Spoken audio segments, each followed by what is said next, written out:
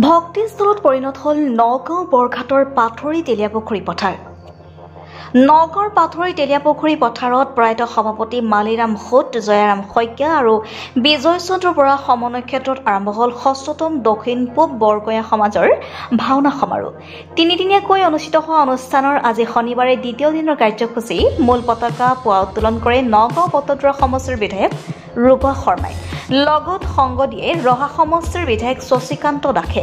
মূল পতাকা সমান্তৰালকৈ 5খন পতাকা উত্তোলন কৰে। অনুষ্ঠানৰ প্ৰয়াত সভাপতি তথা সদস্যসকলৰ প্ৰতি শ্ৰদ্ধা জনাই শ্বহীদ তৰ্পণ কৰে কাৰ্যকৰী সভাপতি যতীন্দ্ৰনাথ সোঁতে। তাৰ পাছতে 7খন খোলত একেলগে নাম প্ৰসংগ অনুষ্ঠিত হয়। সন্ধিয়ালৈ মহাপুৰুষ শ্ৰীমন্ত শংকৰদেৱ গুৰুজনাৰ অংকীয়া ভাওনা 7খন খোলাত 7খন গাঁৱৰ ৰাইজে প্ৰদৰ্শন কৰিব।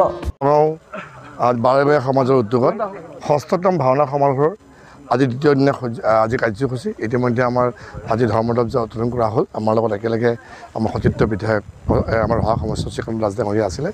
আৰু ইয়াত যিটো আমাৰ এই যিখন ক্ষেত্ৰ মালিৰাম সোঁত, জয়ৰাম শইকীয়া, বিজয় চন্দ্ৰ বৰাৰ সমন্বয় ক্ষেত্ৰ হিচাপে চিহ্নিত হৈছে।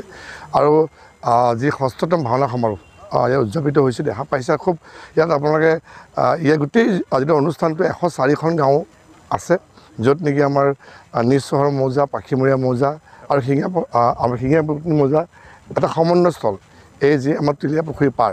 গতিকে আশা কৰিছোঁ যে আজি উদ্দেশ্য লৈ পেলাই এই যি সমাৰোহ যিটো আয়োজন কৰা হৈছে সেই সময় সাৰ্থক হ'ব আৰু অহা কাইলৈলৈকে আছে। সকলো ৰাইজক সহযোগিতা বিচাৰিছোঁ। নগাঁৱৰ পৰা বিভূতি বৰা ৰিপৰ্ট, সুহানা লাইভ।